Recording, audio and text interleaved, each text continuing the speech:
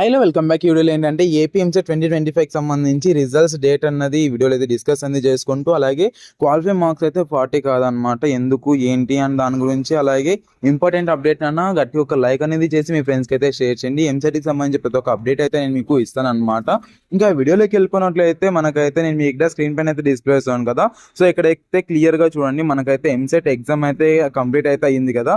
So ప్రశాంతంగా ముగిసిన EAP set exams అనేసి ఇక్కడ ఇచ్చారు. అండ్ ఇక్కడ మనకు ఎంతమంది ఎగ్జామ్ అన్నది రాశారంటే మనకైతే 2,80,611 మంది విద్యార్థులు అయితే మనకు అప్లికేషన్ అనేది అప్లై చేయగా, మనకైతే 2,64,840 మంది అయితే మనకైతే ఎగ్జామ్ అనేది రాశారనమాట. అంటే 94.38% అయితే మనకైతే ఎగ్జామ్ అనేది అటెండ్ చేయడం అయితే జరిగిందనమాట. సో చాలా తక్కువ మంది అయితే ఎగ్జామ్ కూడా అటెండ్ చేశారు. సో ఇందులో అయితే మనకు క్లియర్గా ఇక్కడైతే ఇచ్చారు ఏమేమి అనేసి. సో ఇంకా మనకు రిజల్ట్స్ అనేది ఎప్పుడు రిలీజ్ చేస్తారు ఏంటి అనే దానికి సంబంధించి చూసుకున్నట్లయితే మనకైతే ఇక్కడ మనకు వెబ్సైట్లో చూసుకున్నట్లయితే ఇక్కడ రిజల్ట్స్ అనేది ఉంది కదా.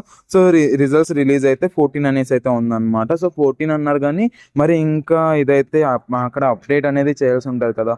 సో దాని నుంచి మనకైతే అరౌండ్ ఒక మ్యాక్సిమం లాస్ట్ ఇయర్ అయితే 20 దాకా అయితే టైం అనేది పట్టింది అనమాట. సో మనకైతే మ్యాక్సిమం 20 కూడా కాకుండా ఇక్కడైతే 14 అనేది ఇచ్చారు కాబట్టి ఒక 17th or 18th లోపల అయితే మనకైతే రిజల్ట్స్ అనేది అనౌన్స్మెంట్ మీద జరుగుతుంది అనమాట. రెస్పాన్స్ షీట్స్ కూడా మనకైతే రిలీజ్ చేశారు కదా. సో దానిలో చాలా మంది అయితే చూసేసి 40 మార్క్స్ మనకైతే క్వాలిఫై మార్క్స్ కాదా అనేసి అడుగుతున్నారు.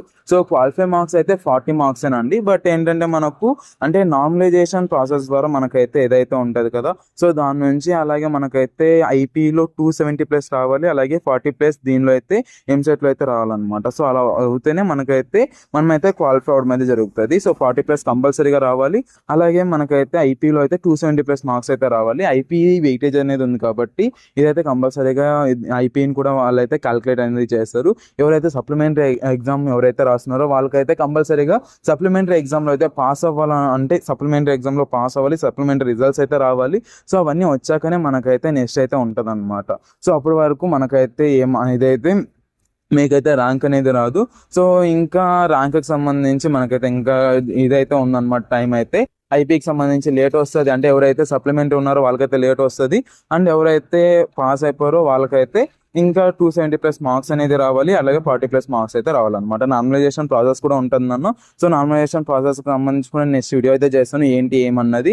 సో మనకైతే ఇంకా మార్క్స్ అయితే యాడ్ అవుతాయి అనమాట. సో ఏంటి అన్నది కూడా నెక్స్ట్ వీడియోలో అయితే మాట్లాడుకున్నాం. వీడియో అయితే అంతే. గట్టిగా ఒక లైక్ అనేది చేసి, నార్మలైజేషన్ సంబంధించి వీడియో అనేది కావాలా గట్టిగా ఒక లైక్ అనేది చేసి కామెంట్ సెక్షన్లో కామెంట్ చేయండి. వీడియో అయితే అంతే. Thank you so much watching. Have great day. Signing off from junior education.